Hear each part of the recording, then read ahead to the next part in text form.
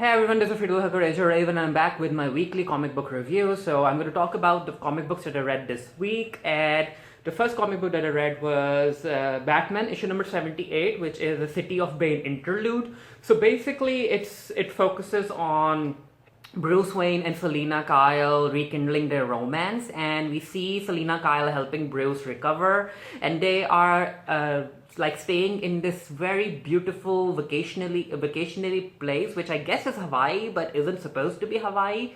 But yeah, there's a lot of scenes between these two where, again, in issue number 50, Selina ended up running away, and she, in order to help Batman, who is a hero, she decided to not go through with the wedding, and that didn't work out, and everyone cried. Selina was like, Bruce, I cried when I left you, and even Bruce was like, Selina, I cried when you left me. And I know that there's a lot of controversy surrounding Tom King's writing style, but Batman and Catwoman are one of my OTPs, and whenever these two share a screen, especially in a romantic context, I'm a sucker for it, and I really enjoyed this issue, even though I can tell that some people have their own complaints about the issue. But as far as I'm concerned, I am looking forward to Batman developing as a character. I do hope that he ends up marrying Selina.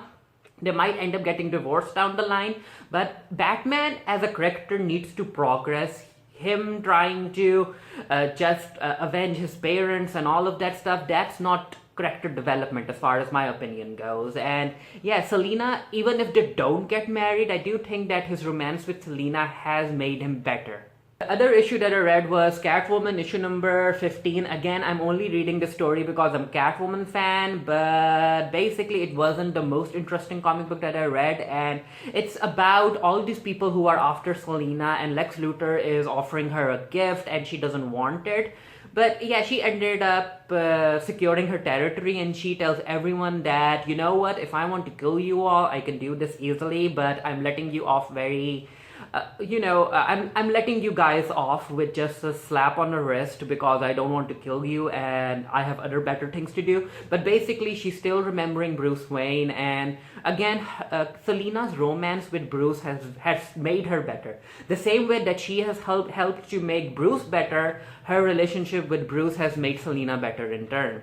Then we have Go-Go Power Rangers issue number 23. It was a fun, very action-heavy issue, and if you guys are Power Rangers fans, I implore that you do. But basically, I guess an army of villains is being formed, and yeah, I'm looking forward to seeing what happens next. Then I ended up reading Invisible Woman issue number 3, and again, I'm an Invisible Woman fan. That's the only reason that I'm picking this issue up. I do think that if you guys aren't interested in reading about Sue Storm, you should wait for the trade back to be released. But in this issue, she ends up trying to find her ex-partner, a person named Adrian, I guess. She used to work as a spy with, and there is a fun little panel that I have on my computer, and it's where this person tries to attack an Invisible Woman with a hammer or a mallet, and it just breaks because Invisible Woman has a force field around her body. And I'm like, don't you all realize who you're dealing with? She's a member of the Fantastic Four. She's basically the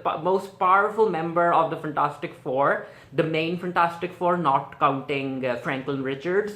And why are you messing with her? Why are you even trying to mess with her? But basically, it's a spy story, so there's a lot of twists and turns. So if you're into that stuff, yeah, go read it.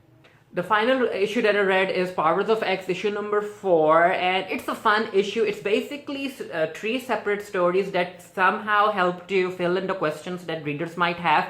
There's a story that picks up in year 0 where Professor X and Magneto end up meeting up with Mr. Sinister, and Mr. Sinister, Jonathan Hickman ends up writing him as this sassy, drag queeny type of style, which I enjoyed. And then there's year 1 where Professor X ends up taking Cypher to Kuroka, and we end up finding that Kuroka was basically one entity and it was separated into 2, and then Apocalypse emerged and all of that stuff. And then in year 1000 we see the Phalanx and the people who want to ascend, and basically the Phalanx can't really combine well with organic matter, so that's interesting. Now year 100, because of that timeline being erased, we don't get to see it at all. and maybe even year 1000 or 10,000. What is it? Is it 10,000? I'm not really sure, but it might end up being erased as well. You know what? Especially after what happened in House of X, the powers of this was a fun little breather in the story.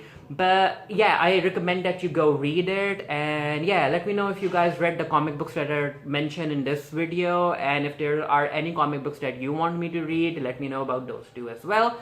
And until next time, stay happy, stay safe, stay blessed, and I'll see you guys later. Bye.